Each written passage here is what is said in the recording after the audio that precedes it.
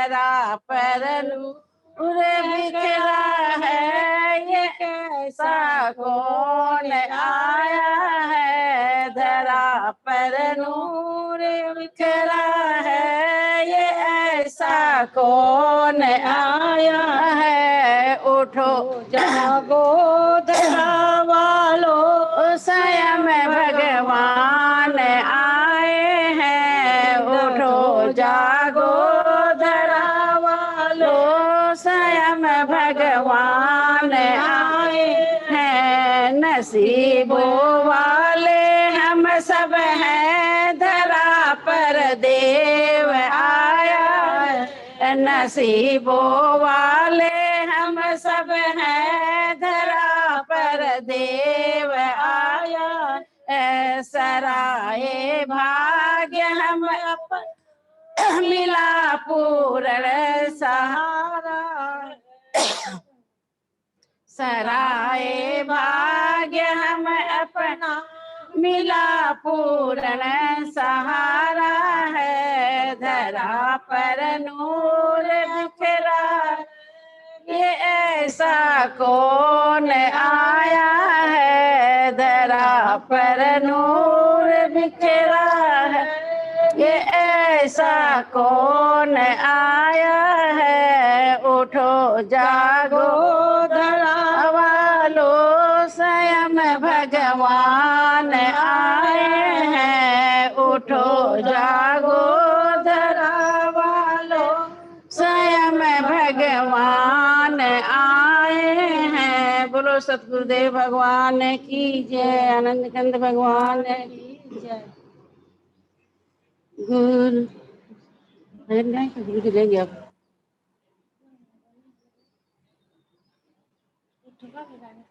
गुरु तेरी महिमा जग से न्यारी, गुरु तेरी महिमा जग से न्यारी। गुरु तेरी लीला अपरंपारी, गुरु तेरी लीला अपरंपारी। अब तक मैंने देखी दुनिया सारी, अब तक मैंने देखी दुनिया सारी। अब तक मैंने देखी दुनिया सारी, नहीं कहीं देखी ऐसी यारी, नहीं कहीं देखी ऐसी यारी। गुरु तेरी लीला अपरंपारी, गुरु तेरी लीला अपरंपारी। गुरु तेरे ज्ञान में आके मैंने, गुरु तेरे ज्ञान में आके मैंने पाए जैसे अनमोल हीरे मोती पाए, जैसे अनमोल हीरे मोती। गुरु तेरी महिमा जग से न्यारी, गुरु तेरी महिमा जग से न्यारी। गुरु तेरी लीला अपरंपारी, गुरु तेरी लीला अपरंपारी।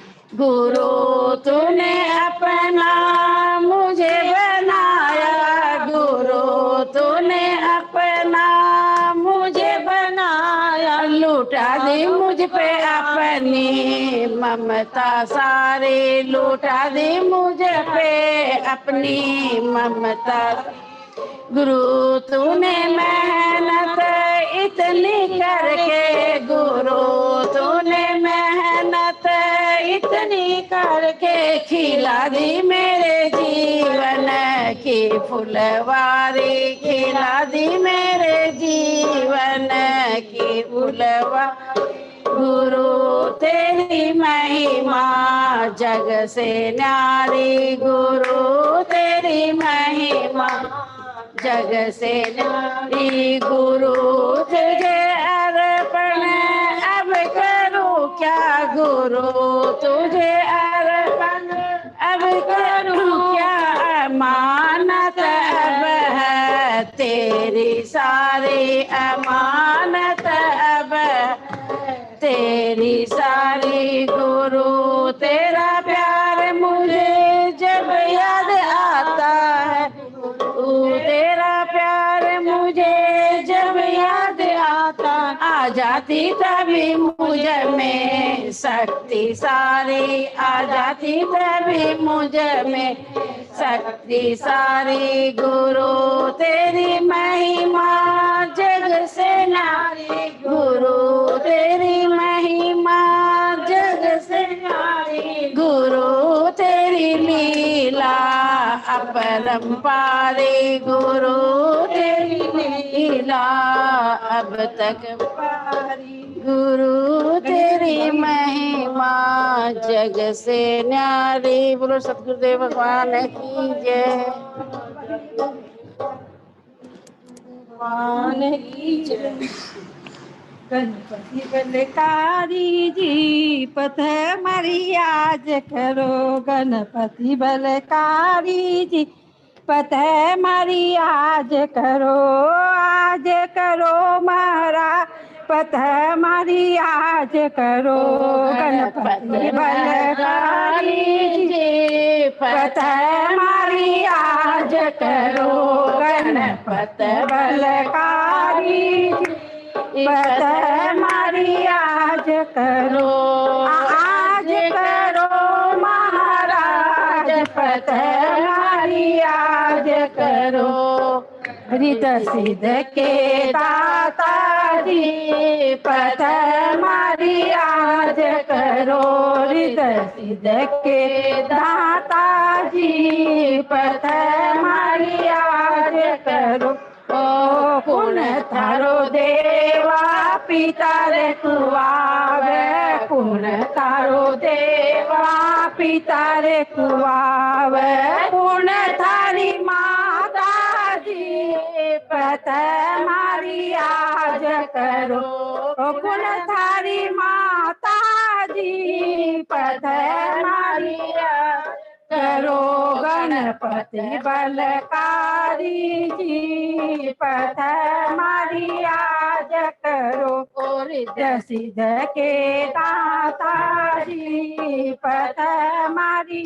आज करो पहले तुम्हारो देवा है शिव शंकर पिता रे तुम्हारो देवा है शिव शंकर माता पार्वती पथ हमारी आज करो माता पार्वती पथ हमारी आज करो रिद्ध सिद्ध के दाता जी पथ हमारी आज करो गणपति बलकारी जी पथ हमारी आज करो काहे को देवा थार भोग लगत है काहे को देवा थार भोग लगत है काहे की माला जी पथ हमारी आज करो काहे की माला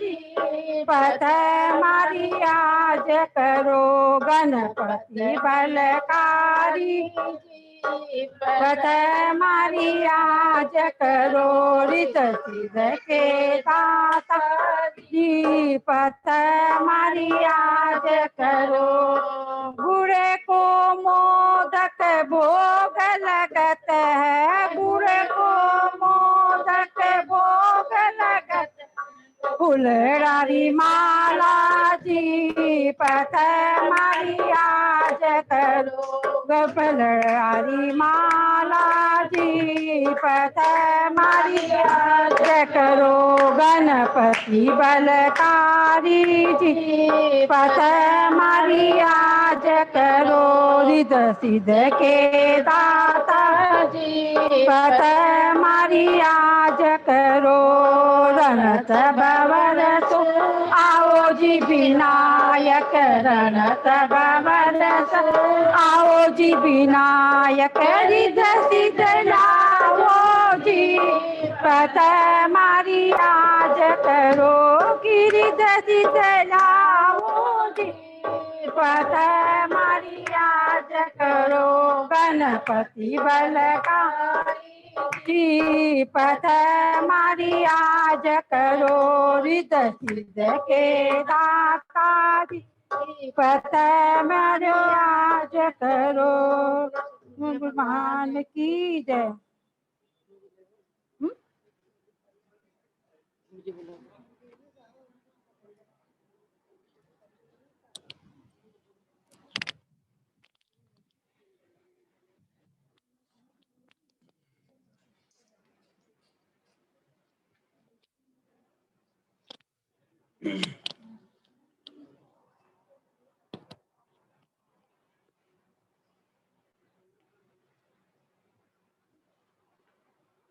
बोलिए सदगुरुदेव भगवान की।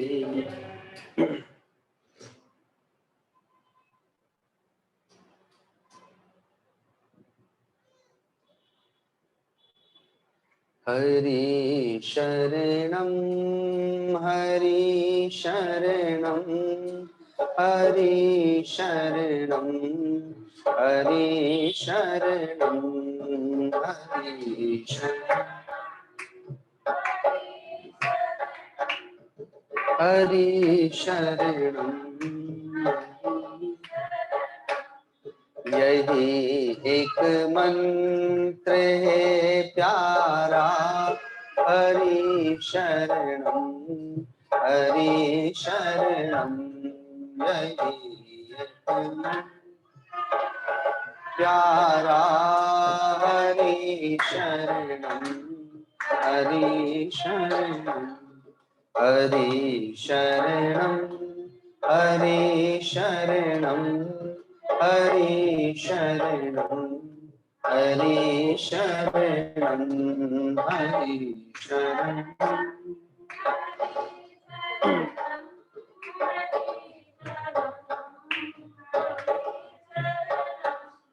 पड़ी जब भीड़ भक्तों पर हुई जब धर्म की हानि पड़ी जब भीड़ भक्तों पर हुई जब धर्म की हानि तभी यह मंत्र उच्चारा हरि शरणं हरि शरणं। तभी यह मंत्र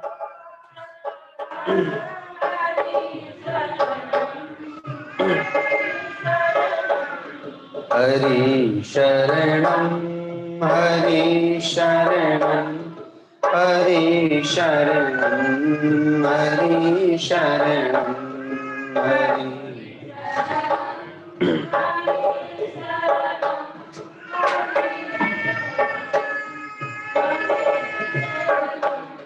भरे दरबार में जब द्रौपदी की लाज जाती थी भरे दरबार में जब द्रौपदी की लाज जाती थी विकल होकर के उच्चारा हरि शरणं हरि शरणं। विकल होकर के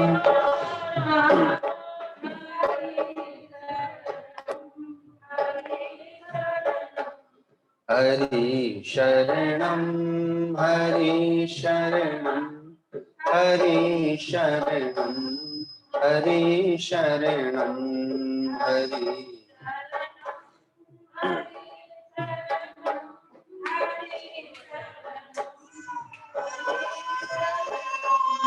पिता की देख निष्ठुरता नहीं प्रहलाद घबराया पिता की देख निष्ठुरता नहीं प्रहलाद घबराया लगाया प्रेम से नारा हरि शरणं हरि शरणं लगाया, प्रेम से नारा हरि शरणम हरि शरणम हरि शरणम हरि शरणम हरि शरणम हरि शरणम हरि शरणम।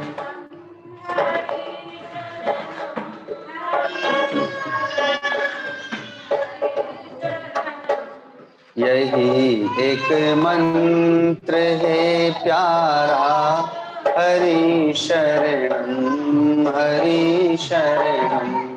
यही एक मंत्र,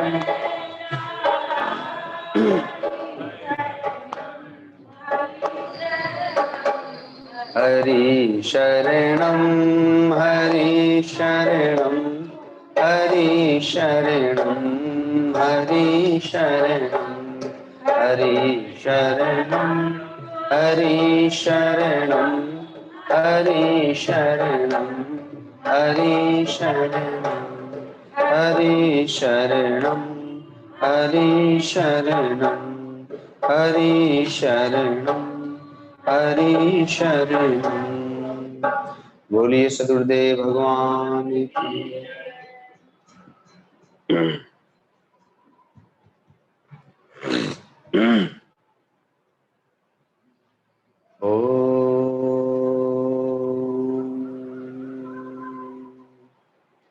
श्री परमात्मने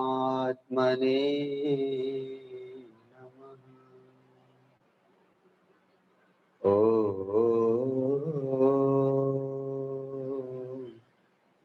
श्री गुरुवे नमः।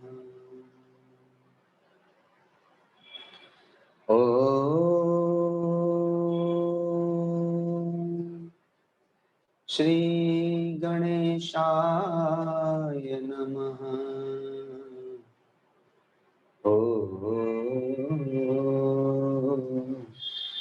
नमो भगवते वासुदेवाय। गुरुर्ब्रह्मा गुरुर्विष्णु गुरुर्देवो महेश्वर, गुरुर्साक्षात् परम ब्रह्म तस्मै श्री गुरुवे नमः। अखण्डमण्डलाकारं व्याप्तं येन चराचरं, तत्पदं दर्शितं येन तस्मै श्री गुरुवे नमः। ध्यानमूलं गुरुर्मूर्ति, पूजामूलं गुरुर्पदम्, मंत्रमूलं गुरुर्वाक्यम्, मोक्षमूलं गुरुकृपा, मोक्षमूलं गुरुकृपा।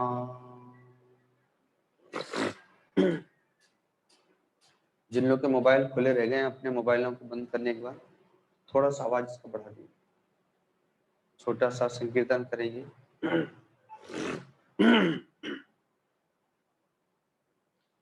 सीता राम राम राम सीता राम राम राम, सीता राम राम राम सीता राम राम, सीता राम राम राम सीता राम राम राम सीता राम राम राम सीता राम राम राम, सीता राम राम राम सीता राम राम राम सीता राम राम राम सीता राम राम राम। मंगल भवन मंगल हारी, उमा सहित जे जपत पुरारी। मंगल भवन मंगल हारी, उमा सहित जे जपत पुरारी। सीता राम राम राम सीता राम राम राम सीता।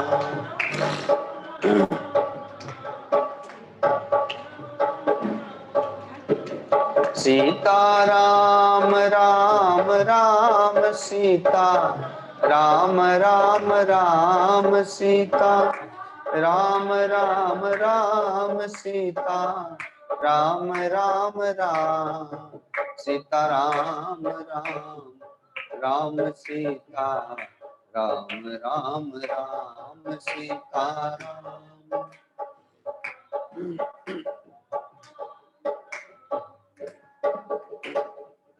सिय राम मय सब जग जानी, करऊं प्रणाम जोरी जुग पानी। सिय राम मय सब जग जानी, करऊं प्रणाम जोरी जुग पानी। सीता राम राम राम सीता राम राम राम सीता राम राम राम सीता राम राम राम सीता राम राम राम सीता राम राम राम सीता राम राम राम सीता राम।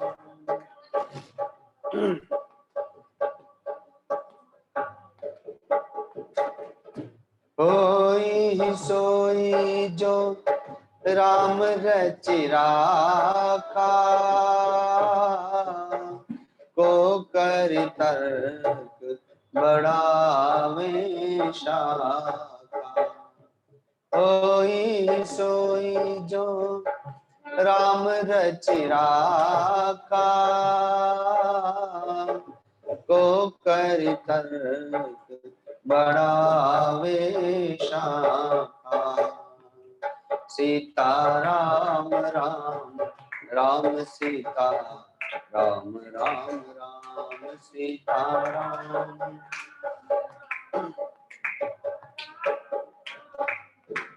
सीता राम राम राम सीता राम राम राम सीता राम राम राम सीता राम राम राम सीता राम राम राम सीता राम राम राम सीता राम राम राम सीता राम राम राम सीता राम राम राम सीता राम राम राम सीता राम राम राम।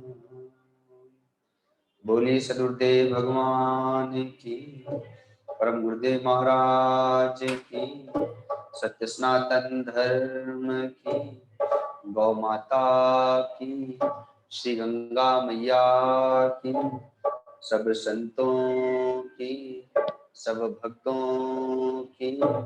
ओम नमः पार्वती पते हर हर महादेव।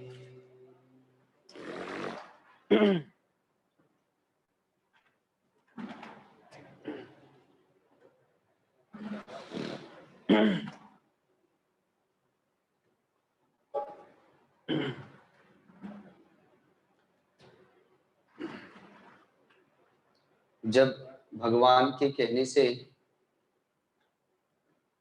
देवर्षि नारद जी की प्रेरणा से पांडवों ने राजसूय यज्ञ किया।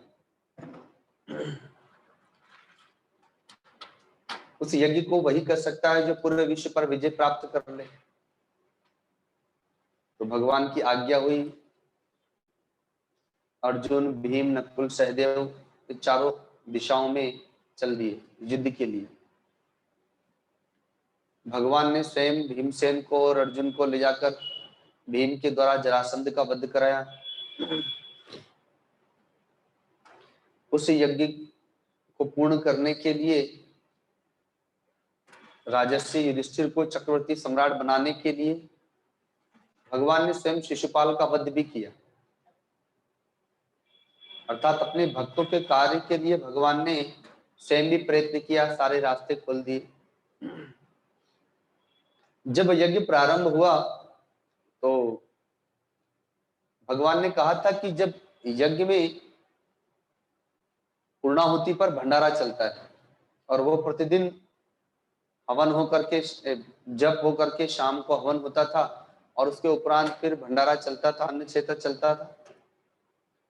तो भगवान का कहना था कि जब यज्ञ पूर्ण तभी माना जाएगा जब सारे लोग प्रसाद से संतुष्ट हो जाएं, और जब सारे लोग प्रसाद से संतुष्ट हो जाएंगे, सारे लोग प्रसाद पा चुके होंगे, तो वहां पर एक शंख था, वो शंख अपने आप बजेगा। जब वो शंख ध्वनि होगी तभी समझा जाएगा कि यज्ञ पूर्ण हो गया, आज का यज्ञ सफल हुआ, पूर्ण हुआ।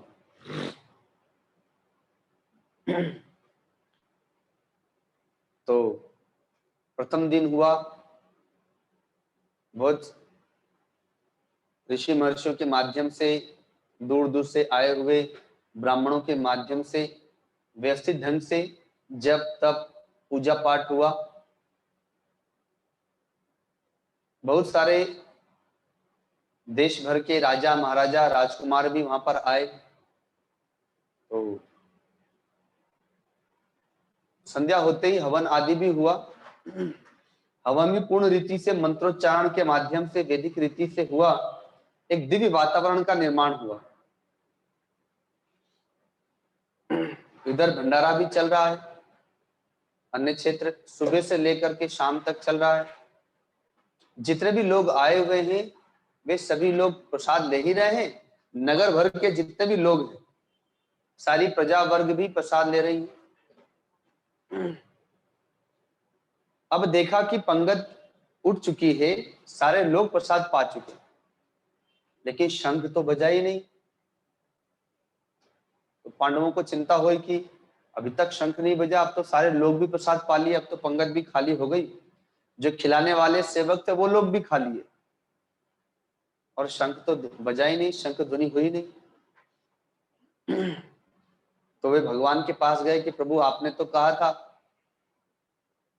कि अपने आप शंख बजेगा और वो यज्ञ की पूर्णता, सफलता तभी मानी जाएगी, अन्यथा हमारा यज्ञ तो बहुत बढ़िया ढंग से चल रहा है, इतने हजारों लाखों लोगों ने प्रसाद भी ले लिया, लेकिन आपने कहा इसलिए अब हमें चिंता हो गई है कि शंख नहीं अपने आप बजा, शंख ध्वनि नहीं हुई, तो कहीं हमारा यज्ञ अधूरा तो नहीं है, असफल तो नहीं है। भगवान ने कहा कि आपके नगर में कोई तो है और भगवान का भक्त है वो, जो इस यज्ञ में आया नहीं, प्रसाद पाया नहीं। जब तक वो नहीं आएंगे तब तक यज्ञ पूर्ण नहीं माना जाएगा। तो इंद्रप्रस्थ पांडवों की राजधानी थी उस समय। जो लोग भी प्रसाद पाने आ रहे थे उन सबका लेखा जोखा भी लिखा था, ऐसी व्यवस्थाएं भी थी। तो राजा ने आदेश दिया, सिपाही गण दौड़े आए कि महाराज आपके राज्य से सारे लोग प्रसाद पाके गए हैं, केवल एक व्यक्ति नहीं आया है, निम्न जाति का है और बड़ी भक्ति भाव वाला है। तो कहा कि वो क्यों नहीं आया, तुम लोगों ने आमंत्रण नहीं दिया था? कि महाराज हम लोग तो गए थे आमंत्रण देने के लिए, लेकिन जब हम लोगों ने आमंत्रण दिया था उस समय भी उन्होंने कह दिया था कि भाई देखो हम प्रसाद पाने नहीं आएंगे। तो कहा कि तुम लोगों ने बताया नहीं। तो हम लोगों ने सोचा महाराज की एक साधारण निम्न जाति का ये व्यक्ति है, अगर नहीं भी आएगा तो क्या फर्क पड़ेगा, हमें क्या पता, इसलिए हमने नहीं बताया। तो भगवान के पास बात रखी कि हाँ आपने कहा बात ठीक है, एक व्यक्ति नहीं आया है। भगवान ने कहा वो भक्त है भगवान का, तो एक काम करो भीमसेन को भेजा जाए, ये जाएं और उनको लेकर के आए। तो भीमसेन चल दिए लेने के लिए, रथ पर बैठ करके गए। तो चूंकि राजसूय यज्ञ हो रहा है और वे स्वयं भी राजकुमार हैं, तो राजा का राजकुमार का कुछ तो ठाट बाट होता ही है। अब कोई मंत्री हो, चाहे मंत्री का बेटा हो, विधायक आदि हो, तो वो किसी से मिलने जाएंगे तो उनका अपना एक अलग ही रुतबा होता है। तो भीमसेन जब गए तो वे अपने घर में थे भक्त, उन्हें जब पता चला कि भीमसेन आए हैं तो मिलने के लिए आए। तो भीमसेन ने कहा कि अरे भाई आपको आमंत्रण दिया था, आप प्रसाद पाने नहीं आए। तो कहा कि राजकुमार मैंने तो जो आमंत्रण देने सिपाही आए थे उनको तो बोल ही दिया था कि मैं प्रसाद पाने नहीं आऊंगा। तो कहा कि ठीक है बोल दिया था, पर उसने हम लोगों को नहीं बताया। और देखो ऐसा है कि तुम जल्दी चलो, प्रसाद जब तक तुम नहीं चलोगे हमारा यज्ञ पूर्ण नहीं होगा। तो भंडारा चल रहा है, अन्न क्षेत्र चल रहा है, चलो तुम भी प्रसाद पाओ। तो उन्होंने कहा कि मैं तो पहले ही बोल दिया कि मैं प्रसाद नहीं लूंगा, तो फिर आप भी जबरदस्ती क्यों कर रहे हैं। तो भीमसेन को क्रोध आ गया कि जब हम लोग कह रहे हैं राजा हैं राजकुमार हैं तो फिर आपको हमारी बात मानना चाहिए। और ऐसा कह करके भीमसेन डांटने फटकारने लगे, लेकिन जबरदस्ती तो कर नहीं सकते हैं। उन्होंने हाथ जोड़ के निवेदन कर दिया कि राजकुमार आप जाएं, मैं तो प्रसाद नहीं लूंगा। तो भीमसेन भी क्रोध में भर करके चले आए कि नहीं आना है तो मत आओ, कौन हमारा यज्ञ तुम्हारे बिना नहीं होगा। अब आए तो भगवान ने पूछा क्या हुआ, रथ खाली आया, लेकर के नहीं आए। उन्होंने सारी बात बता दी। भगवान ने कहा मैं जानता था कि आपसे नहीं आएगा। फिर अब क्या करें, अर्जुन को भेजा जाए कि नकुल सहदेव को भेजा जाए। भगवान ने कहा कि ये लोग भी क्रोध करके चले आएंगे, तो कहा कि द्रौपदी को भेजा जाए, वो रानी है महारानी है, वो स्वयं जाएं और मना करके लाएं। और भगवान ने कुछ उनको संकेत भी कर दिया, तो द्रौपदी चल देती हैं। बहुत दूर नहीं था उनके महल से जहां नगर में वे रहते थे, तो द्रौपदी पैदल चल करके जाती है। द्रौपदी को पता चला कि वो भगवान के भक्त हैं, भले निम्न जाति के हैं लेकिन भगवान के भक्त हैं। तो इनकी इतनी बड़ी महिमा कि एकमात्र उनके प्रसाद नहीं पाने से ये यज्ञ का शंख नहीं बजा, और उनके प्रसाद पा लेने मात्र से वो शंख ध्वनि अपने आप हो जाएगी। इसका मतलब है वो कोई साधारण प्राणी नहीं है, वो भगवान के भक्त हैं। और ऐसे भक्त के पास तो पैदल चल के जाना चाहिए, रथ पर बैठ करके क्यों जाए। और फिर उनसे निवेदन करने जाना है, उन्हें मनाने के लिए जाना है, तो एक रानी का अहम परित्याग करके जाना होगा। तो रथ का त्याग करके पैदल चल करके जाती है और वहां जा करके उनसे निवेदन करती हैं कि हे भक्तराज आप अनुग्रह करें, चले और प्रसाद ग्रहण करें। हम सबका सौभाग्य होगा कि आप उस प्रसाद को ग्रहण कर लेंगे। यद्यपि आपके पास आने मात्र से ही मेरा यज्ञ पूर्ण हो चुका है, क्योंकि शास्त्र में कहा है कि संत मिलन को जाइए तज ममता मद मान, भक्त मिलन को जाइए तज ममता मद मान, और जो जो पग आगे बढ़े कोटिक यज्ञ समान। मैं जितने पैदल चल करके आई हूं, जितने कदम चल करके आई हूं, मेरा प्रत्येक कदम एक एक यज्ञ था। मैंने ममता और मान का परित्याग किया आपके दर्शन के लिए, तो मेरे न जाने कितने यज्ञ पूर्ण हो चुके हैं, मैं तो कोटि यज्ञ कर दिए, लेकिन फिर भी हमारा यह यज्ञ पूर्ण हो इसके लिए आप चलें और प्रसाद ग्रहण करें। तो जब इतना आदर भाव के साथ, सत्कार के साथ में कहा, तो भगवान का दर्शन होगा ऐसा जान करके वो चल दिए। अब उन्हें क्या पता था कि मेरे बिना शंख ध्वनि नहीं हो रही है। वो तो यज्ञ में इसलिए नहीं जा रहे थे कि वो स्वपाकी थे। स्वपाकी का मतलब होता है अपने हाथ से पका के खाने वाला। पर कहीं कहीं पर जो स्वपाकी होते हैं वो भी अन्य क्षेत्र में प्रसाद ले लेते हैं, किसी गृहस्थ के घर में नहीं लेते, पर किसी संतों के आश्रम में या कहीं अन्य क्षेत्र चल रहा हो तो उसे वो भगवान का अन्य क्षेत्र समझते हैं, इसलिए वे वहां जाकर के ले लेते हैं। और सच में ऐसा ही हुआ। वे जब गए और उस प्रसाद को ग्रहण किया, तो जैसे ही प्रसाद ग्रहण किया वैसे ही शंख ध्वनि अपने आप हो गई, बिना किसी के शंख उठाए बजाए वो शंख अपने आप ही ध्वनि प्रकट किया, गर्जना किया, और तभी संकेत मिल गया कि हमारा यज्ञ सफल हो गया, यज्ञ पूर्ण हो गया।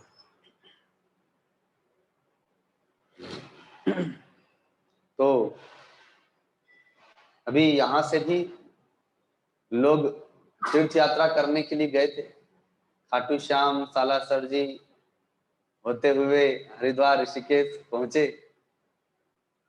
तो तीर्थ यात्रा करना एक यज्ञ है। पहले बड़ा श्रम होता था तीर्थ जाने में, अब तो साधन हो गए, व्यवस्थाएं हो गई, तो अब वैसा परिश्रम नहीं है, अब परिश्रम दूसरे ढंग का हो गया। अब परिश्रम का ढंग क्या हो गया कि अब तो तीर्थ में ही सबसे ज्यादा भीड़ मिलती है। अब उस भीड़ में संघर्ष करना, अर्थात उस भीड़ में ही जाना, अब तो यही परिश्रम रह गया है बस।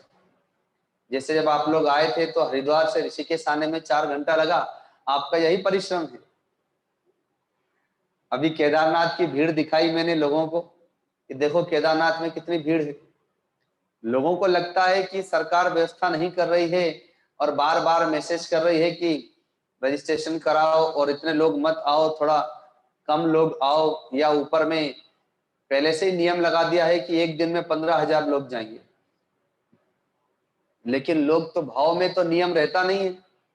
अब जहां 15,000 की ऊपर कैपेसिटी, वहां पर 50,000 पहुंच रहे, तो सरकार कहां से इन दिनों में इतनी व्यवस्था कर लेगी।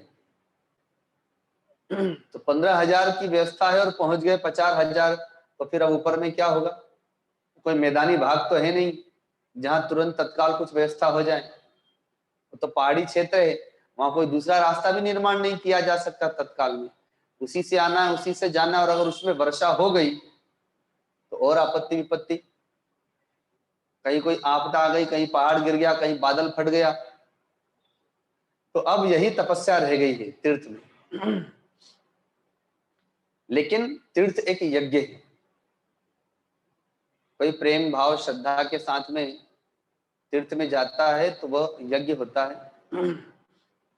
और उस यज्ञ का फल, अर्थात तीर्थ यात्रा का उस यज्ञ का फल, उस यज्ञ का फल यह है कि हम लोग का कोई पहले से प्रोग्राम थोड़ी था कि हम लोग को वर्धमान चल करके आना है, लेकिन अपने आप ही प्रोग्राम बन गया।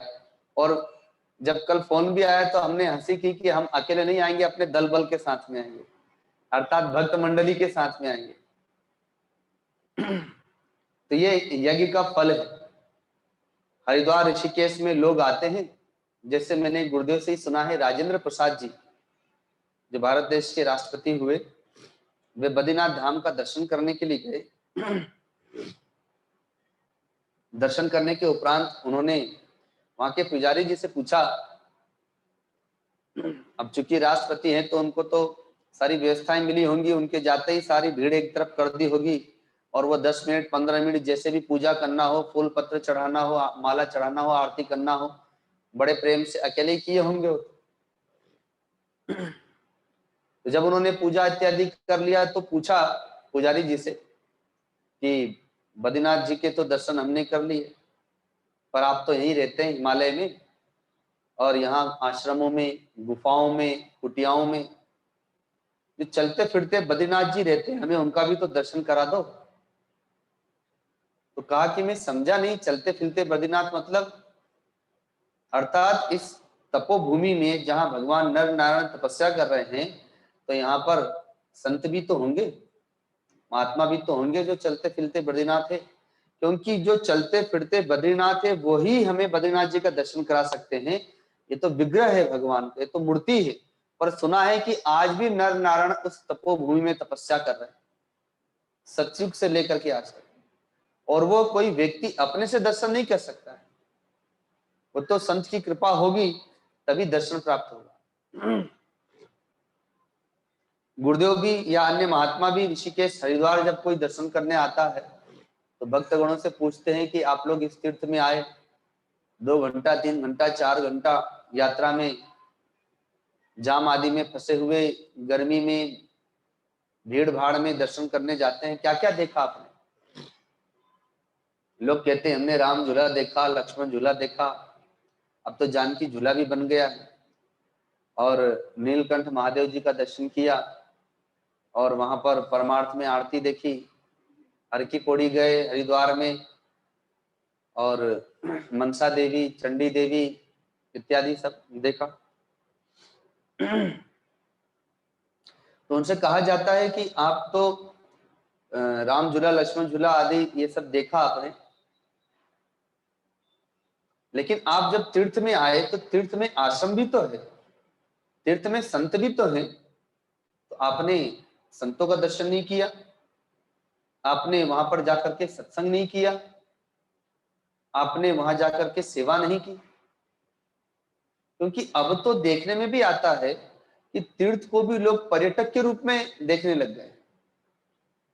जिस गंगा जी में प्रेम और भाव से डुबकी लगाई जाती थी, अब उसमें राफ्टिंग चलने लग गई है। लोग उसमें, जिसको अंग्रेजी में आप लोग कहते हैं एंजॉय करना, अब उस दृष्टि से गंगा माँ को देखने लग गए। माँ से हमें प्रेम मिलता है, श्रद्धा मिलती है, वात्सल्यता मिलती है, भाव मिलता है। अब माँ कोई एंजॉय का विषय है क्या? जन्म देने वाली माँ हमें वात्सल्यता प्रदान करती है, उसके प्रति भाव होता है, श्रद्धा होती है, प्रेम होता है, समर्पण होता है, वहां सेवा होती है। तो वैसे ही माँ गंगा वात्सल्यता की प्रतिमूर्ति है। वहां जाकर के स्नान करना, प्रेम और भाव के साथ में गंगा जी की आरती करना, पूजा करना, और इस भावना से डुबकी लगाना कि हे माँ, जिस प्रकार से आपने भगवान कपिल की कोपाग्नि से दग्ध हुए राजा सगर के 60,000 पुत्रों को, जिनकी जीवात्मा को अभी गति प्राप्त नहीं हुई थी, आपने धरती पर आकर के अपने स्पर्श मात्र से उनके राख को, स्पर्श मात्र से ही आपने उन जीवात्माओं को मुक्त कर दिया, सदगति प्रदान कर दी। और आज भी, तभी से लेकर के आज भी यह मान्यता है कि जिस किसी भी व्यक्ति का चाहे जहां भी शरीर छूटा हो, उसका अग्नि संस्कार हुआ, उसके पुष्पों को, अस्थियों को जब ले जाते हैं गंगा जी में विसर्जन करने के लिए, तो विसर्जन करने के उपरांत जैसे ही गंगा जी का स्पर्श होता है, वो जीवात्मा चाहे जहां भी हो उसकी सदगति हो जाती है। शास्त्र में तो यहां तक आया है कि कोई कौवा, गिद्ध किसी की हड्डी को लेकर के जा रहा हो, अपने पंख में, चोंच में लेकर के, संयोग से आकाश मार्ग से जा रहा हो, गंगा जी के ऊपर से गुजर रहा हो, और यदि वह हड्डी छूट जाए और गंगा जी में चली जाए, अब वो चाहे जिस किसी प्राणी की भी क्यों ना हो, उसकी जीवात्मा चाहे जहां भी क्यों ना हो, उसकी सदगति हो जाती है। इतनी गंगा जी की महिमा है, इतनी तीर्थ की महिमा है। एक छोटा सा दृष्टांत है। एक डकैत लूटपाट करते करते, डकैती करते करते अशांत हो गया। घी बहुत ज्यादा है ना इसमें।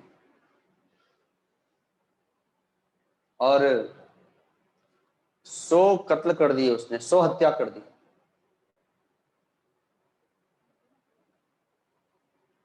कोई बात नहीं, वो बाबा जी की ज्योत प्रकट हो गई है।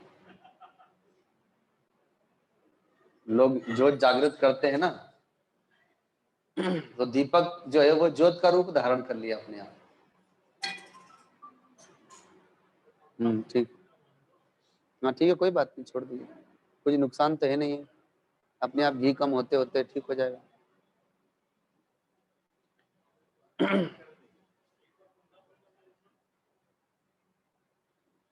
तो डकैत ने 100 हत्याएं कर दी, लूटपाट चोरी डकैती आदि करते करते हत्याएं भी की। तो अब उसे घोर अशांति हो गई। जो चोर होता है, अगर दूसरे की वस्तु चुरा लेता है तो उसे वह वस्तु तो मिल जाती है, धन भी मिल जाता है, लेकिन उसको शांति थोड़ी मिलती। डकैत को जो डकैती करते हैं, तो जिनके यहाँ डकैती करते हैं तो धन तो लेके चला गया, लेकिन उसे शांति थोड़ी मिलती। ऐसे ही जो हत्या करते हैं, लोगों का वध करते हैं, तो उसे भी शांति कैसे मिलेगी। तो धीरे धीरे उसे इतनी अशांति हो गई, इतनी अशांति हो गई कि न दिन में न रात में उसे चैन नहीं मिलता था, रात को नींद नहीं आती। कदाचित अगर थोड़ी देर के लिए वो सोया भी तो सपना देखने लगता है कि कभी पुलिस उसे पकड़ रही है, तो कभी उसे फांसी पर लटकाया जा रहा है, तो कभी वो नरक कुंड में गिराया जा रहा है, यमदूत दिखाई दे रहे हैं। तो वो इतना अशांत रहने लगा, सोचता है कि मेरे पास कुछ कितना अपार संपत्ति सब कुछ है, लेकिन शांति नहीं है। और जब इसी लोक में शांति नहीं है तो मरने के बाद शांति थोड़ी मिलेगी मुझे। मैंने जो दुष्कर्म किए, पाप कर्म किए हैं, तो उसका दंड जब मिलेगा वो तो अकेले ही भोगना है। तो इतना सब कुछ होने के बाद भी शांति नहीं, तो मरने के बाद शांति क्या मिलेगी। अभी धनबाद में कोई मुझे बता रहा था कि कोई चंबल का कोई डकैत था, नामी डकैत, उसे पकड़ा गया पुलिस के द्वारा। तो पुलिस थाने में कुछ दिन वो रहा कारागार में, उसके बाद किसी तरह से बेल हुई तो वो निकला। तो बहुत नामी डकैत था, तो अपार भीड़ हुई उसको देखने के लिए लोगों की। भाई देखा जाए डकैत कैसा होता है, ये बहुत लूटपाट करने वाला। तो बहुत भीड़ हुई, तो किसी ने जाकर के नजदीक उनसे पूछा कि आपके पास तो बहुत संपत्ति होगी, आपने तो बहुत डकैती की है, बड़े बड़े धनवानों का धन लूटा है। तो कहता है कि डकैती तो की, धन तो बहुत लूटा, पर अभी मेरे पास कुछ भी नहीं बचा। तो कहा कि क्यों। कहा कि एक रोटी खाता था तो वो भी 100 रुपए की पड़ती थी। तो कहा हम समझे नहीं, मतलब। कहा कि पुलिस के डर के मारे घोर जंगल में रहता था, अब वहां जो रोटी भी आती थी तो मेरे पास तक पहुंचते पहुंचते 100 रुपए की एक रोटी हो जाती थी। अब यदि 10 रोटी खाया तो 1000 रुपए तो ऐसे ही चले गए। और केवल रोटी थोड़ी खाना, सब्जी दाल चावल आदि सब कुछ। वस्त्र भी, अगर आप लोग जो वस्त्र पहनते हैं आपको 1000 रुपए का पड़ा, तो वहां तक पहुंचते पहुंचते उन्हें 5000 का पड़ता था। क्योंकि जो भी लेकर के आता था वो खुद ही बोल देता था, भाई है हम आपके पास आ रहे हैं, कहीं हम पकड़े गए तो हमें भी कारागार हो जाएगा। तो कोई आता ही नहीं था मेरे पास रोटी लेकर के, वस्त्र लेकर के, या जो भी चीज चाहिए, जंगल में छुप के रहता हूं। तो पैसे का लालच देता था, तब जाकर के लोग लुक छुप करके मेरे पास में आते थे। तो जो संपत्ति थी वो तो सब ऐसे ही चली गई। लोग सोचते हैं कि मैंने इतना लूटा, इतना धनवान होऊंगा, पर मेरे पास में कुछ भी नहीं है। तो डकैतों को शांति थोड़े होती है। तो वो डकैत अशांत होकर एक संत की शरण में गया। उसने देखा कि अब तो मुझे मरने के बाद भी पाप भोगना है और इस जगत में भी शांति नहीं है, तो इसका शांति का उपाय तो संत के पास ही हो सकता है। भाई शरीर में रोग हो गया तो उसके लिए डॉक्टर के पास जाएंगे। ब्लड प्रेशर, शुगर, कैंसर आदि कोई भी रोग हो तो डॉक्टर के पास जाएंगे, उसका इलाज तो डॉक्टर के पास है। पर यदि मन में रोग हो गया तो वो तो डॉक्टर भी इलाज नहीं कर सकता उसका। वो तो इतना ही कहेगा, भाई तो डिप्रेशन में चले गए, और डिप्रेशन का हमारे पास कोई इलाज नहीं है। तो उसका इलाज संत के पास में। तो डकैत संत के पास में गए, जंगल में कुटिया बना के महात्मा रहते थे, उनके पास जाके चरणों में प्रणाम किया, निवेदन किया कि महाराज घोर अशांति हो गई है और मैंने बहुत पाप कर्म की, अब आपकी शरण में आया हूं, मुझ पर कृपा करें, मुझे अपना शिष्य बना ले, मेरे सारे दोष अपराध क्षमा करें और वे कैसे नष्ट होंगे मुझे प्रायश्चित बताए और मुझे गुरु मंत्र दे दे। तो संत ने कहा कि ठीक है, स्वीकार करेंगे, गुरु मंत्र देंगे, लेकिन हमारी एक शर्त है। कहा शर्त?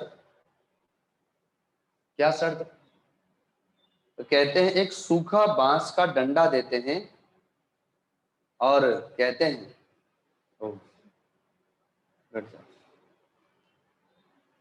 कहते हैं कि सूखा बांस का डंडा है, इसे लेकर के जाएं, तीर्थों में जाएं, मंदिरों में जाएं, दर्शन करें, आश्रमों में जाएं, संतों का दर्शन करें, सत्संग सुने, तीर्थों में जो नदियां पड़ती हैं उन नदियों में स्नान करें और इस डंडे को भी स्नान कराएं। ऐसे करते करते करते कुछ समय के पश्चात ये सूखा बांस का डंडा जब हरा हो जाए, इसमें पोपले निकल आए, तब मेरे पास चले आना, तब तुम्हें गुरु मंत्र दूंगा। तो संत पर विश्वास करके वह डकैत उस बांस के डंडे को लेकर के चल दिया प्रणाम करके, और पैदल ही चलता है। तो काशी, मथुरा, वृंदावन, अयोध्या, हरिद्वार, ऋषिकेश और भी भारत देश के जितने सारे तीर्थ हैं, अब तो बहुत सारे तीर्थ लुप्त हो गए हैं। तो उसे कुछ वर्ष बीत गए, पैदल भ्रमण करने में तपस्या भी हो रही है, सर्दी गर्मी वर्षा सहन करना, भूख लगी तो किसी के घर से भिक्षाटन कर लिया, कहीं अन्य क्षेत्र में ले लिया, कहीं आश्रम में रुक गए तो वहां ले लिया, और तीर्थों में दर्शन करना, मंदिरों में दर्शन करना, आश्रमों में संतों के दर्शन करना, सत्संग सुनना, सेवा करना और नदियों में स्नान करना, लाठी को भी स्नान कराना। कुछ वर्ष बीत गए लेकिन लाठी हरी नहीं हुई। तो डकैत के मन में आया कि बताओ, इतना परिश्रम करते इतना समय बीत गया, लाठी तो हरी हो ही नहीं रही है। तो कहीं ऐसा तो नहीं है कि मैं तो इतना बड़ा पापी हूं, हत्यारा हूं, तो गुरुजी ने सोचा होगा कि इसको कौन गुरु मंत्र दे, इसका सारा पाप मुझे भोगना पड़ेगा। तो इसलिए बहाना बना दिया कि लो लाठी ले जाओ, हरी करके लाना, और ऐसा कह करके मुझे वहां से हटा दिया, टाल दिया कि ना लाठी हरी होगी ना लौट के आएगा, बला टल गई। तो सोचता है कि चलो फिर से गुरुजी के पास ही चलते हैं, कहेंगे कि गुरुजी लाठी हरी तो नहीं हुई, अब आप ही कृपा करके मुझे अपना चेला बना ले, मुझसे तो हरी होने वाली है नहीं। ऐसा सोच करके वो वापस कुटिया की तरफ चल दिया। चलते चलते कई रात व्यतीत करते बहुत दूर निकल गया था। कुछ दिन बीत गए, अब अंतिम दिन है, अब थोड़ी दूर रह गई है कुटिया जहां पर संत रहते हैं। तब तक शाम हो गई, तो सोचते हैं कि अब वहां पहुंचने में तो रात हो जाएगी, गुरुजी सोए हुए मिलेंगे, तो चलो अब सुबह मिलेंगे, आज यहीं रुक जाते हैं। एक विशाल बरगद का पेड़ था नगर के पास में ही, उसी के नीचे वो लाठी को रख करके सिरहाने और सो गया। आधी रात को 12 बजे 1 बजे के लगभग कुछ लोगों की आने की आहट सुनी तो नींद टूट गई।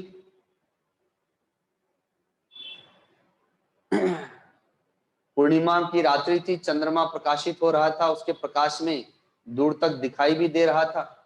तो क्या देखता है वो कि 4-5 डकैत हाथों में हथियार लेकर के आ रहे हैं और संयोग से उस पेड़ की तरफ ही आ रहे हैं। हाँ, बंदी रहने दिए, कोई दिक्कत नहीं। तो वह डकैत देखता है कि ये भी 4-5 डकैती हैं और हाव भाव से पहचान गया कि भी डकैती हथियार लेके आ रहा है। तो इसलिए वह उस पेड़ पर चढ़ गया। डकैत जिस बरगद पेड़ पर वह पेड़ के नीचे वह बैठा हुआ था, लेटा हुआ था, अब उस पेड़ पर चढ़ गया लाठी के साथ।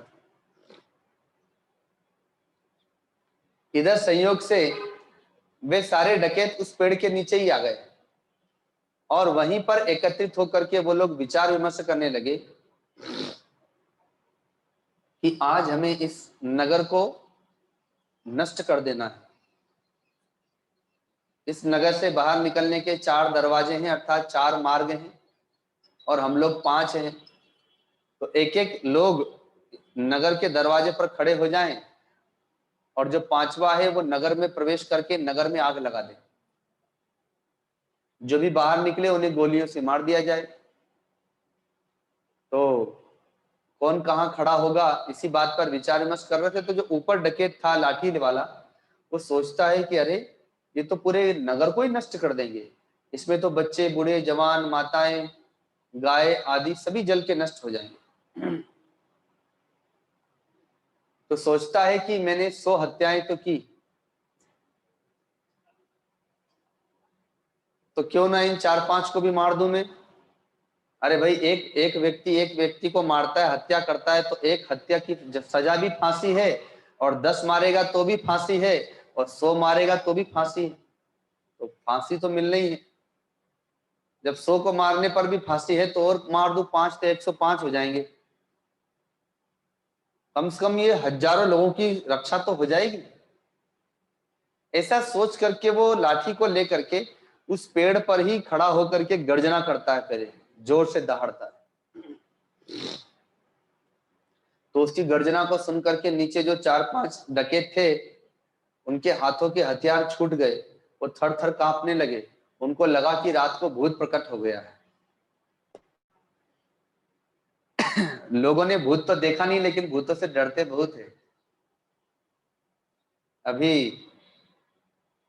एक भक्त बता रहा था कि मैं अपने गांव में गया, तो एक गांव में घर से थोड़ी दूरी पर पहुंचने वाला था घर पर। तो घर से थोड़ी दूरी पर, गांव में तो दूर दूर भी घर होते ही हैं, खेत खलियान होता है। तो कहता है कि संध्या हो गई थी, घर थोड़ी दूर सामने दिखाई दे रहा था, तब तक एक पेड़ से काला कलूटा 8-9 फुट का भूत मेरे सामने आ गया और मुझे डराने लगा। तो मैं पहले तो बहुत थर-थर कांपा, लेकिन बाद में बहुत जोरों से भाग गया और वो मेरे पीछे पीछे दौड़ा और मैं फिर घर में चला गया और मुझे बुखार आ गया। तो मुझे तो विश्वास नहीं हुआ, पर उसने अब जिन लोगों को बताया, वो लोग भी इतने डर गए कि वो लोग अपने घर के बाथरूम में भी जाने में उन लोगों को डर लग रहा था, भूत के कारण से। जबकि भूत तो वो गांव में देखा था, पर जिनको बताया वो लोग तो शहर में रह रहे थे, पर भूत की कल्पना मात्र से ही वो लोग डर रहे थे। और ऐसे भी पीपल की पूजा सब लोग करते ही हैं, पीपल में जल भी चढ़ाते हैं। तो दिन में तो लगता है कि वो भगवान वासुदेव का वास है, तो जल भी चढ़ाते हैं, पूजा भी करते हैं, परिक्रमा भी करते हैं। पर रात को कोई बड़ और पीपल के पास जाता है क्या? सबको यही लगता है कि इसमें भूत घुस गया, रात में भूत रहता है।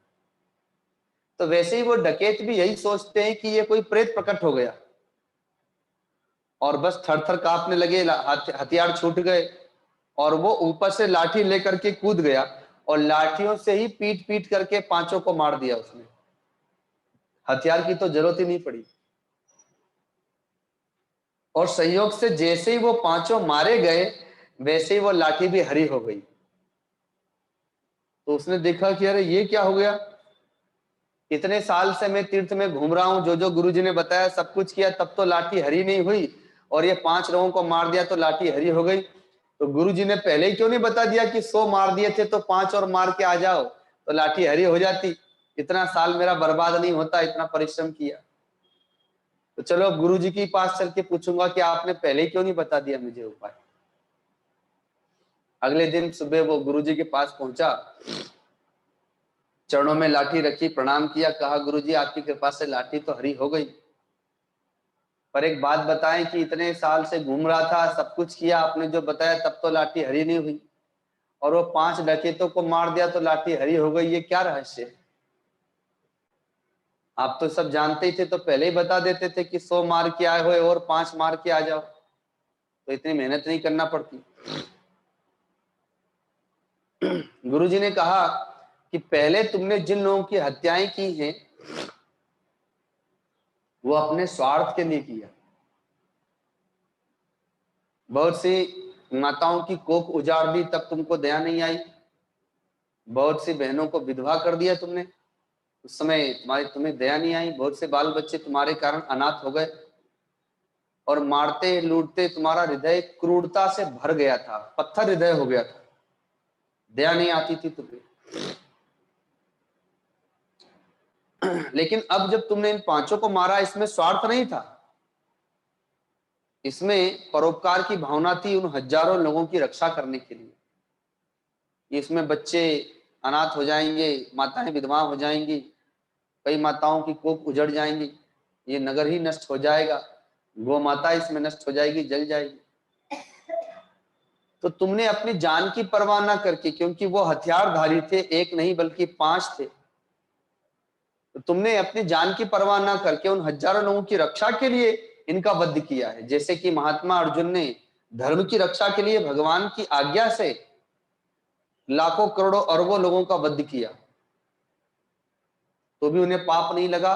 जैसे हनुमान जी ने लंका में जाकर के लंका को जला दिया, उसमें बहुत सारे जीव जंतु भी मारे गए और बहुत सारे राक्षस भी जल गए, पर भगवान का कार्य करने के लिए गए थे, इसलिए उन्हें पाप नहीं लगा। बल्कि तुम्हारा हृदय दया से परिपूर्ण हो गया, भर गया दया से। जो हृदय कठोर हो गया था, पत्थर हो गया था, क्रूर हो गया था, अब वह हृदय दया, करुणा और प्रेम से भर गया। और बंजर भूमि में कोई बीज थोड़ी बोता है, पथरीली भूमि में कोई बीज थोड़ी बोया जाता है। पहले भूमि को उपजाऊ किया जाता है, हल चला करके कोमल मुलायम किया जाता है, तब बीज बोया जाता है। वैसे ही तुम्हें गुरु मंत्र देता तो तुम्हारा हृदय तो बंजर भूमि हो रखा था, अब तुम्हारे हृदय में दया है, करुणा है, प्रेम है, परोपकार की भावनाएं हैं, अतः अब तुम्हें गुरु मंत्र दिया जाएगा। तो ये लाठी, ये वास्तव में लाठी नहीं थी, सूखी लाठी, सूखा बांस की लाठी वास्तव में लाठी नहीं थी, बल्कि तुम्हारा हृदय था। तुम्हारा हृदय भी इसी प्रकार से सूख गया था, अब ये लाठी हरी हो गई। इसका मतलब है तुम्हारा हृदय में भी दया, करुणा, प्रेम का अंकुर बीज फूट गया, अंकुरित हो गया। ऐसा कह करके संत ने उन्हें स्वीकार कर लिया। तो यह है तीर्थ की महिमा। तीर्थ में जाना, दर्शन करना, स्नान करना। अब आनंद धाम में भक्तों को 8-10 दिन के लिए गुरु पूर्णिमा पर जाना होता है, तो पहले से 2 महीना पहले से लगन लगी होती है कि वहां जाना है, वहां जाना है। और वो 7-8 दिन का जो माहौल होता है वो इतना आनंदित होता है कि वो पता भी नहीं चलता कि 7 दिन कब बीत जाते। और इतना ही नहीं, अभी गोविंदपुर में जो हनुमान जी का कार्यक्रम हुआ था, तो इस बार 9 दिनों का आयोजन था। 7 दिन की भागवत थी और 2 दिन का हनुमान जी वाला आयोजन। और उसके एक दिन पहले बलराम नाम के बालक ने एक भजन संध्या रख ली थी, सत्संग रख लिया था, तो 10 दिन का आयोजन हो गया।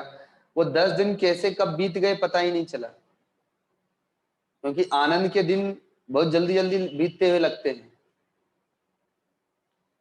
अभी आप लोग की उम्र में कोई 40 साल, कोई 50 साल, कोई 60 साल, कोई 70 साल के।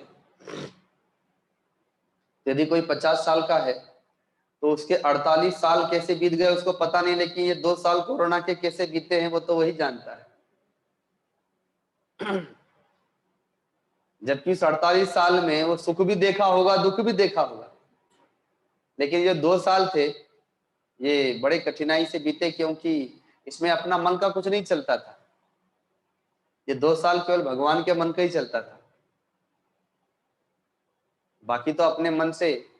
अब कोई जेल में रह रहा है, कारागार में, उस कारागार में चोर भी रहता है, डकैत भी रहता है, उस कारागार में सिपाही भी रहता है, और दोनों में अंतर इतना है कि सिपाही को जबरदस्ती रखा गया है, चोर को जबरदस्ती रखा गया है, और सिपाही अपने मन से आता जाता है, बल्कि उसको उसका वेतन भी मिलता है केवल वहां रहने मात्र के लिए। रात को भी तो पहरेदारी के लिए थाने में, कारागार में पुलिस बैठी रहती है, वहीं बैठे बैठे झपाता रहता है, बैठे बैठे सोया रहता है। अंदर कारागार में चोर सो रहा है और बाहर में सिपाही सो रहा है, पहरेदारी कर रहा है, तो रह तो दोनों ही रहे हैं, पर एक जबरदस्ती रखा गया है पकड़ करके कारागार में ताला लगा करके, और एक बाहर बैठा हुआ है, बल्कि उसको उसका वेतन भी मिलता है उसी बात का। तो वैसे ही ये संसार एक कारागार के समान ही है। हम लोग को जबरदस्ती बंद कर दिया गया है इसे। और माया ने हमें बंद कर रखा है, ताला लगा दिया है कि संसार से बाहर निकलने का रास्ता हमें नहीं पता कैसे जाए। पर जो बाहर भी आ सकता है, भीतर भी जा सकता है, उसके पास चाबी भी है, वो तो संत ही है। इस जगत में संत भी रहते हैं, भक्त भी रहते हैं। जो अज्ञानी है, विषयी हैं, वो तो कारागार के भीतर में ताला लगा करके उनको रखा गया है। लेकिन जो भक्त हैं, जो संत हैं, वो भी इस संसार रूपी कारागार में ही रहते हैं, पर वो जब चाहे तब बाहर भी निकल सकते हैं, जब चाहे तब बाहर भीतर भी आ सकते हैं। और उनको पास में अपने तो अपने दूसरों को बाहर निकालने की चाबी भी रहती है उनके पास में। और उनको वेतन भी मिलता है, अर्थात भगवत कृपा भी उनको प्राप्त होती रहती है। क्यों? क्योंकि वो भगवान के मन से चलते हैं, भगवान के मन से जीवन जीते हैं। जो अज्ञानी है वो अपने मन से जीवन जीता है, इसलिए वो कारागार में फंसा हुआ है। इसलिए तो भगवान गीता जी में कहते हैं, मन मना भव मद भक्तो मद्याजी माम नमस्कुरु, अपना मन मुझे दे दो। अपने मन से बहुत चल लिया, मेरे मन से चलो, मेरे भक्त बन जाओ, मेरी आज्ञा का पालन करो और मुझे नमस्कार करो। अपना मन मुझे दे दो, अपने मन से मत चलो, मेरे मन से चलो, मेरे भक्त बन जाओ। अभी क्या होता है कि प्रारंभिक चरण में, जैसे महात्मा अर्जुन ने गीता जी के 2वें अध्याय में कहा, शिष्यस्त्याम शादी मामताम प्रपन्नम, है प्रभु मैं आपका शिष्य होता हूं, आज से आप मेरे सद्गुरुदेव हैं, मुझे शांति प्रदान करें, पर मुझे युद्ध करने को न कहें। ये झांकी है कलयुगी भक्त की, शिष्य की, कि गुरु तो बना लेते हैं, गुरु से शांति भी मांगते हैं, पर पहले कह देते हैं कि हमें ये काम मत बताइएगा। जैसे अर्जुन कहते हैं कि हमें युद्ध करने को मत कहिएगा। अर्थात अपने मन के अनुकूल साधना चाहते हैं, अपने मन के अनुकूल सेवा चाहते हैं, अपने मन के अनुकूल वो चाहते हैं कि गुरुजी जो मैं चाहूं बस वही बोले, वही करें, वैसा ही मुझे भी बताएं। इसलिए भगवान कहते हैं कि अपना मन मुझे दे दो, अपने मन से मत चलो, मेरे मन से चलो और मेरी आज्ञा का पालन करो, मेरे भक्त बन जाओ। पर कैसे भक्त बनो? भक्त तो पहले से ही है। तो भक्त तो पहले से है, पर अपने मन के भक्त हैं, अपने मन के अनुसार चलाते हैं गुरु को। अरे गुरु के अनुसार चलो, भगवान के अनुसार चलो, ऐसे भक्त बनो। मध्याजी माम नमस्कुरु, मेरी आज्ञा का पालन करो, मैं जो आज्ञा देता हूं, और मुझे नमस्कार करो। अर्थात तुम जो भी कर्म करते हो उसे मुझे समर्पित करते जाओ। मैं सत्य प्रतिज्ञा करके कहता हूं कि मैं तुम्हारा उद्धार कर दूंगा। तो संत और भक्त उसी सिपाही के समान है मानो, वो भगवान के मन से चलते हैं, इसलिए इस संसार से वो मुक्त रहते हैं, इस संसार रूपी कारागार से वो मुक्त रहते हैं। जबकि संसार रूपी कारागार में अज्ञानी विषयी भी रहते हैं, संत और भक्त भी रहते हैं, लेकिन वे मुक्त रहते हैं और ये बंधन में रहते हैं। तो जो इस संसार रूपी कारागार से मुक्त होना चाहते हैं, वो अपने मन से न चले बल्कि भगवान के मन से चले। बाबा जी, परम पूज्य बाबा जी कहा करते थे कि अपने मन का हुआ तो अच्छा, और अपने मन का नहीं हुआ तो बहुत अच्छा, भगवान के मन का हो गया। लेकिन हम उल्टा समझते हैं, हमारे मन का हो गया तो अच्छा, बहुत अच्छा, और अपने मन का नहीं हुआ तो बहुत बुरा हो गया। जैसा हम सोचते हैं वैसा नहीं होता तो हमें बहुत बुरा लगता है। लेकिन भक्त और संत ये नहीं सोचते हैं, वो सोचते हैं कि चलो अपने मन का हो गया तो बहुत अच्छा रहा, और नहीं हुआ तो चलो और अच्छा हो गया, भगवान के मन का हो गया। भगवान ऐसे ही चाहते थे। जैसे एक संत को एक बार 12 दिनों तक भोजन नहीं मिला, तपस्या कर रहे थे और कोई एकांत में थे, उनके पास जो प्रसाद था वो समाप्त हो गया। दलिया खिचड़ी खाते थे जंगल में, और भक्त लोगों ने सोचा कि गुरु जी के पास तो राशन है ही, फलाने ने पहुंचा दिया होगा, दूसरा सोचता उसने पहुंचा दिया होगा, तीसरा सोचता उसने पहुंचा दिया होगा। सब एक दूसरे के भरोसे ही रह गए और गुरु जी 12 दिन तक भूखे रहे, अपनी तपस्या करते रहे, उन्होंने किसी को जानकारी भी नहीं दी। जबकि उस समय साधना काल में थे, जब सिद्ध हुए तो उनसे पूछा गया कि आप भगवान के लिए घर छोड़े और वन में तपस्या कर रहे थे, तो भगवान का दायित्व, भगवान का कर्तव्य, उन्होंने आपके पास भोजन नहीं पहुंचाया। तो वे कहते थे कि भगवान का मन का हो गया, मेरे मन में तो था कि कहीं से कुछ आ जाएगा तो पेट भर जाएगा, अर्थात कुछ डाल दिया जाएगा, अपना भजन चलता रहेगा। पर जब नहीं आया तो सोचता था कि चलो भगवान का मन का हो गया, भगवान मुझसे तपस्या कराना चाह रहे थे, ऐसे तो इतनी तपस्या करता नहीं 12 दिन की, तो अब अपने आप तपस्या हो गई। एकादशी को या अन्य व्रत को हम लोग करते हैं, तो जब व्रत करते हैं तो अपने से हम लोग व्रत करते हैं। अब ये बात अलग है कि आजकल तो इतने प्रकार के फलाहार चल गए हैं, फलाहारी आटा, कि वो तो मुझे लगता है एकादशी में जो हम लोग अन्य समय में खाते हैं उससे ज्यादा तो एकादशी के दिन ही खा लेते हैं। अभी यात्रा में एक जगह गया हुआ था, तो एक बेटा बोल रहा है माँ को कि माँ मेरा भी मन कर रहा है एकादशी व्रत करने का, अगर यही भोजन मुझे मिलेगा तो मैं भी एकादशी व्रत तो कर ही लूंगा। इतना बढ़िया बढ़िया मिलेगा, कभी खीर मिलती है, कभी सीरा मिल जाता, हलवा मिल जाता है कुट्टू आटा का, और वो फाफड़ की रोटी मिल जाती है, और भी कई प्रकार की सब्जियां। तो जब इतना मिल ही रहा है तो फिर व्रत करने में क्या परेशानी। तो अपने मन से भोजन का त्याग करना वो व्रत हुआ।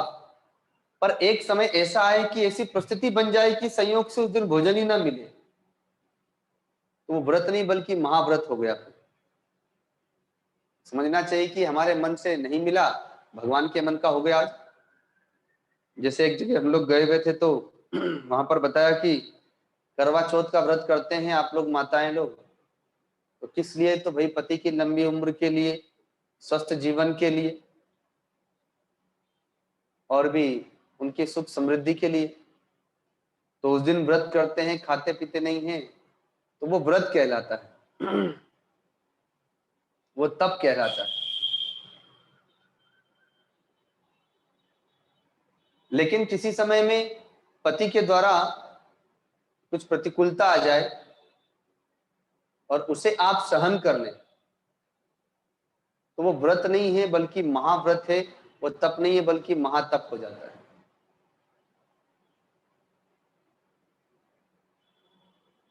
और उससे संबंध और भी घनिष्ठ हो जाते हैं। ऐसे ही और भी अन्य व्रत और तपों के लिए है। तो अपने मन का हुआ तो अच्छा, अपने मन का नहीं हुआ तो और अच्छा, भगवान के मन का हो गया। तो तीर्थ से पुण्य की वृद्धि होती है, तीर्थ दर्शन से पुण्य की वृद्धि होती है। तीर्थ एक यज्ञ है और उस यज्ञ का फल है सद्गुरु का, संत का दर्शन प्राप्त होना। क्योंकि मानस में भी आया है कि अब मोहि भा भरोसा हनुमंता, बिनु हरि कृपा मिले ही नहीं संता। जब भगवत कृपा होती है, भगवान की कृपा होती है, तो संत की प्राप्ति होती है, संत का दर्शन प्राप्त होता है, सत्संग प्राप्त होता है। और जब सद्गुरु की, संत की कृपा होती है तो भक्ति की प्राप्ति होती है, ज्ञान की प्राप्ति होती है, वैराग्य की प्राप्ति होती है, भगवान की प्राप्ति होती है, अपनी कोई सकामता है, मनोकामना है तो उसकी पूर्ति होती है। बिनु सत्संग विवेक न होई, बिना सत्संग के विवेक नहीं मिलता है, तो विवेक की प्राप्ति होती है, एक मार्ग की प्राप्ति होती है। तो आप लोगों की भी शंख ध्वनि तो हो ही गई। शंख ध्वनि का तात्पर्य है कि यज्ञ की पूर्णाहुति होना। यज्ञ की पूर्णाहुति हो गई कि बताइए अपने आप ही संयोग हो गया और हम लोग का यहाँ पर आना हो गया। यही यज्ञ की पूर्णाहुति है। पहले देखा होगा आप लोगों ने, आज भी लोग करते हैं, चारों धाम से लोग लौटते हैं तो किसी संत से जुड़े हैं तो आश्रम में जा करके भंडारा करते हैं, अगर नहीं भी जुड़े हैं तो फिर अपने गांव नगर में आते हैं और कुछ आयोजन करते हैं, अपने रिश्तेदारों को बुलाते हैं, भंडारा करते हैं, दान पुण्य धर्म करते हैं। वह इसलिए कि वो जो पूजा, वो जो दर्शन करके आया उसकी पूर्णाहुति यहाँ जा करके होती है। पूर्णाहुति अर्थात यज्ञ में, यज्ञ का जो भाग है तो दक्षिणा में ही यज्ञ का भाग छिपा होता है, यज्ञ का फल छिपा होता है, यज्ञ की पूर्णाहुति वहीं जा करके होती है। तो वैसे ही तीर्थ रूपी यज्ञ की पूर्णाहुति इस प्रकार से ही पूर्ण होती है गृहस्थ आश्रम की।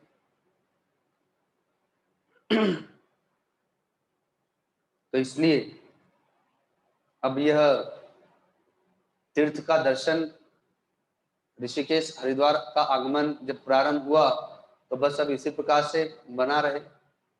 धीरे धीरे बाल बच्चों को अपना व्यापार आदि सौंपते जाएं और अब भजन में लगे। किसी ने पूछा था भक्त ने कि स्वामी जी भजन में मन नहीं लगता जल्दी, सब कुछ दिखाई देता है कि अब हम शरीर से बूढ़े हो गए, कारोबार भी धीरे धीरे बच्चों को सौंप रहे हैं, पर बैठो तो भजन में मन ही नहीं लगता है। तो मैंने कहा कि याद करिए, आपके पास कुछ भी नहीं था, माता पिता सामान्य थे, आपने मेहनत की व्यापार में, दिन रात एक करके अपने व्यापार को आज इस ऊंचाई पर पहुंचा दिए कि आज बच्चों को कुछ नहीं करना है, बस बैठे रहे तो भी उनका काम चलता रहे। तो आपने जैसे व्यापार के लिए दिन रात एक करके मेहनत की है, वैसे ही भगवान के नाम का व्यापार ही तो करना है। उसी बात को याद कीजिए और वैसे ही लगन लगाइए, दिन रात एक कर दीजिए भगवान के नाम का व्यापार करने के लिए। पहले आपने धन संपत्ति को बैंक में जमा किया है, भगवान के नाम को जमा कीजिए व्यापार बैंक में, भगवान के नाम की पूंजी इकट्ठी कीजिए, यही हमारी असली पूंजी है। तो एक छोटे से भजन के माध्यम से अब वाणी को विराम देंगे।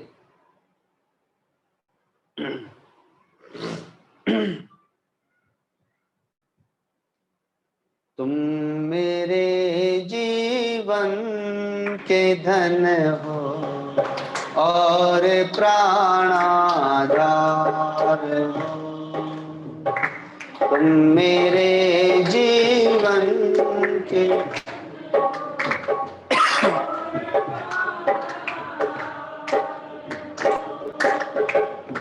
एक तू दाता दयालु, एक तू दाता दयालु, सबके पालनहार हो, तुम मेरे जीवन के धन हो और प्राणाधार हो, तुम मेरे जीवन के धन हो।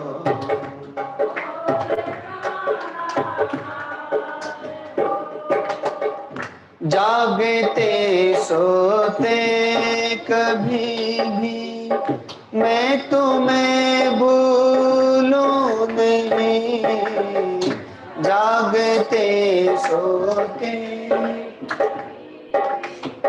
मैं तुम्हें भूलूं नहीं, वेश दो राजा का मुझको, वेश दो राजा का मुझको, या गले पतहार हो, तुम मेरे जीवन के धन हो और प्राणाधार हो, तुम मेरे जीवन।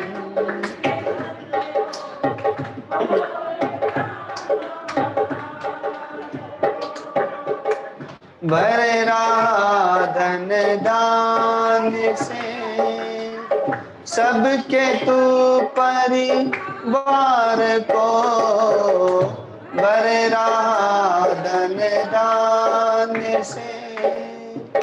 सबके तू परिवार को देख के तुम थकते नहीं हो, देख के तुम ऐसी तुम सरकार हो। तुम मेरे जीवन के धन हो और प्राणाधार हो। तुम मेरे जीवन के धन हो।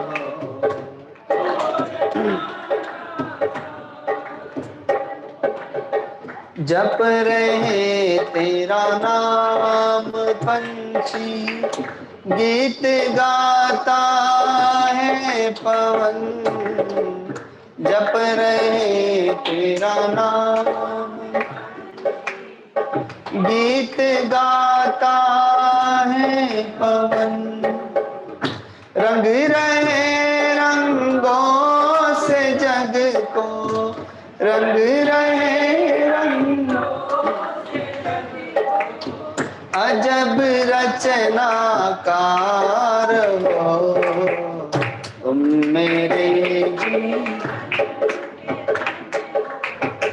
और प्राणाधार हो। तुम मेरे जीवन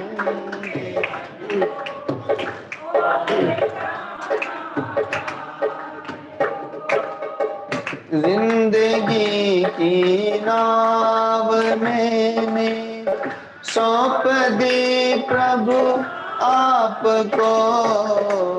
जिंदगी की नाव मैंने सौंप दी प्रभु आपको। तुम डुबाओ या बचाओ, तुम डुबाओ या बचाओ, मेरे केवल हार हो। तुम मेरे जीवन के धन हो और प्राणाधार हो। तुम मेरे जीवन के धन हो और एक तू दाता दयालु, एक तू दाता सबके पालनहार हो। तुम मेरे जीवन के धन हो और प्राणाधार हो। तुम मेरे जीवन के धन हो और प्राणाधार हो और प्राणाधार हो और प्राणाधार हो। बोलिए सद्गुरुदेव भगवान की, परम गुरुदेव महाराज की, सत्य सनातन धर्म की, गौ माता की, श्री गंगा मैया की, सब संतों की, सब भक्तों की।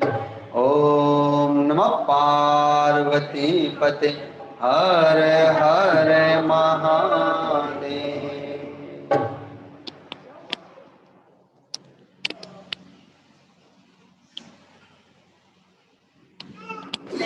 मिलकर बोले सद्गुरुदेव भगवान की जय।